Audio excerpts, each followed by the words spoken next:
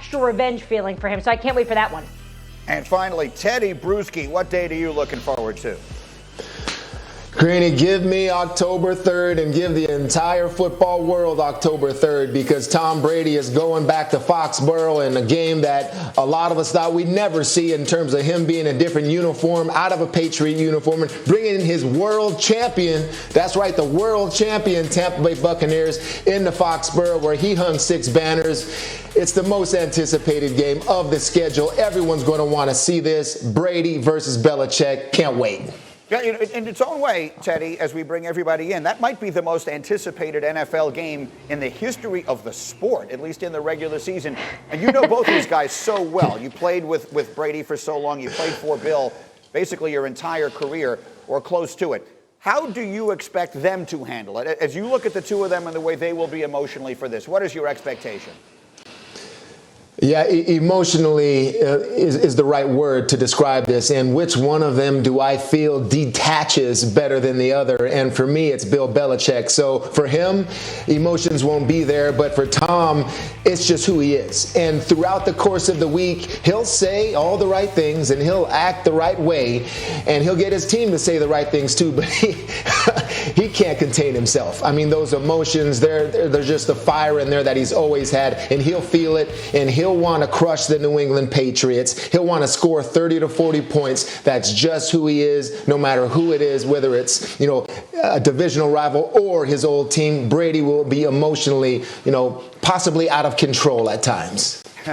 Chris, what is your sense of that game, the emotion involved, and maybe from a bigger picture standpoint, all the other things that might be at stake? Well, so much of the conversation in the last year has been who was more responsible for the Patriots dynasty the last 20 years. Was it Bill Belichick or was it Tom Brady? And I think after last year and seeing what Tom Brady did down in Tampa, it's fair to question. We actually get to see Brady's way and what the Tampa Bay Buccaneers have done that organization versus the Patriots way. That's going to be on display. And you have the best defensive game planner that ever lived in Bill Belichick going head-to-head with his pupil, the greatest quarterback of all time. So I'm really excited to see this storyline play out in real time, week 4 of the NFL season. Diana, what is your sense here as we try and figure out, again, it's an early October game, which some of us would love to have seen this late in the season. What's your sense here? So I learned my lesson from last year when I picked against the Tampa Bay Bucs on this show, saying they wouldn't even make the playoffs. So I'm going to tread lightly here when I go through this. Guys, we remember the Super Bowl champs, right? We see it clearly in our heads, them winning. We forget that they struggled coming out of the gate last season. They lost to the Bears. They lost by 35 points in Week 9 to the New Orleans Saints. It took them a while to get a groove and find that groove. And of course, injuries worked in their favor. They were a very healthy team late in this season. So we know we have the element of the Super Bowl hangover. It's always a factor. I don't care what you say, what you think about it. So many people think it's made up. It's not. Coming back and trying to win again, dealing with success is often just as difficult as dealing with loss. And I think Tampa Bay is going to have that challenge for them. And in the meantime, I'm looking at New England going, there's a lot of new faces here. We have no idea who the starting quarterback's going to be, and we have no idea how this transition is going to be for all these new free agents to the Patriot way, Greeny. Isn't that interesting, Teddy? It is really the juxtaposition of what would have been the case a year ago. It was all the new faces in Tampa last year. It was how does Tom get integrated? Now, all of a sudden, all 22 starters are back. He's had a full offseason. The Super Bowl hangover is one thing, but do you think the Buccaneers should be better this year than a year ago? Yeah, there's a lot going on to possibly, repeat as Super Bowl champions. I've succeeded at it and I've failed at it, both of them. So the right things and the wrong things, I know what happens. And one of the things is sometimes you get a little bit complacent. And what happens is if Bruce Arians is able to keep them focused, I don't see why this team, can't. I mean, you look at the schedule and it's like, who can beat them? I don't see anyone that can be able to beat them except for themselves. So going into New England, though, there is a lot of emotions, and on the other side, the New England Patriots are going through something that possibly Tom Brady went through last year, is dealing with a lot of new faces and a lot of new places and a lot of new schemes and offenses and defenses. So that's what they have to deal with. But the Bucs, I mean, they are off and running. They know each other well. Everybody's back. I mean, this is going to be a great team to watch this year. Yes, the schedule is favorable in a variety of different ways beyond what we saw last night.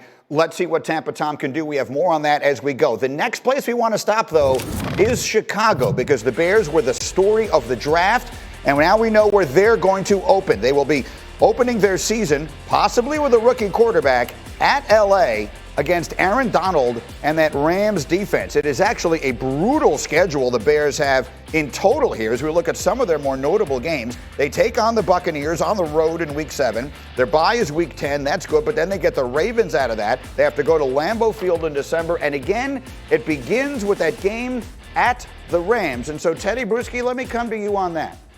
The fact that you're going up against Aaron Donald in Week 1 and you have a rookie starting quarterback, or a rookie quarterback, would the fact that the schedule fell that way influence your thinking as far as how quickly you want to get Fields on the field? Well, I think the more influential thing is how Fields is doing immediately when he gets there. How quickly does he pick things up? Is he able to acclimate to the type of offense that you're trying to run if you're Matt Nagy and his staff? And that should be number one.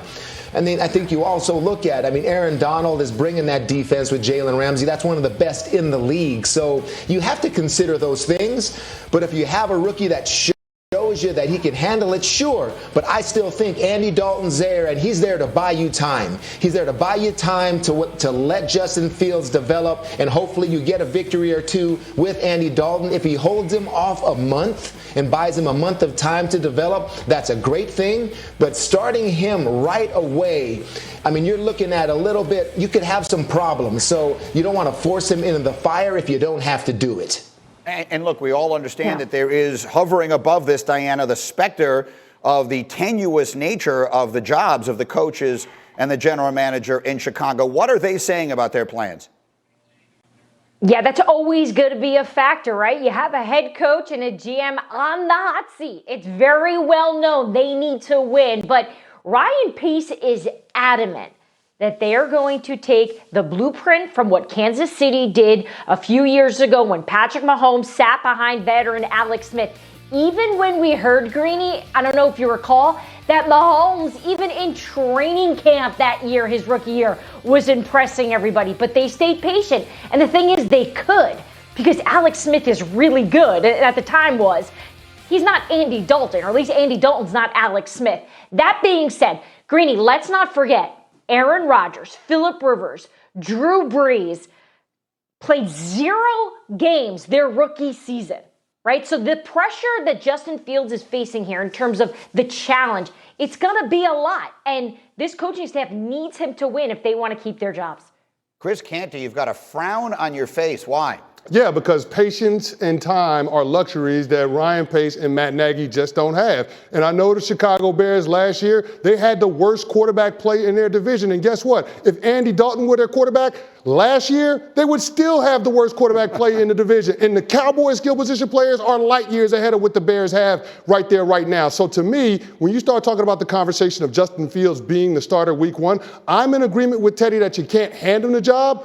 But you got to try to do everything you can to bring him along as quickly as you can. It's not about Justin Fields being acclimated to Matt Nagy's offense. It's about Matt Nagy building an offense around what Justin Fields is comfortable with so he can have early success in his career. We saw that Bears defense last year have a little bit of slippage. I don't think it's about that group regressing as much as I do about a lack of confidence in what their offense is capable of. So this entire organization needs a jolt, and Justin Fields is the guy that's got to give it to him. It's a fascinating point that you make, too. If you look at the quarterback situation throughout the division, they made the change in Detroit. What's going to happen in Green Bay? Minnesota drafted a quarterback this year. It could be a time of transition throughout the NFC North. Speaking of which, the primetime Packers are coming up next. What does their schedule tell us about the future of Aaron Rodgers? Plus the insurance policy they just cashed in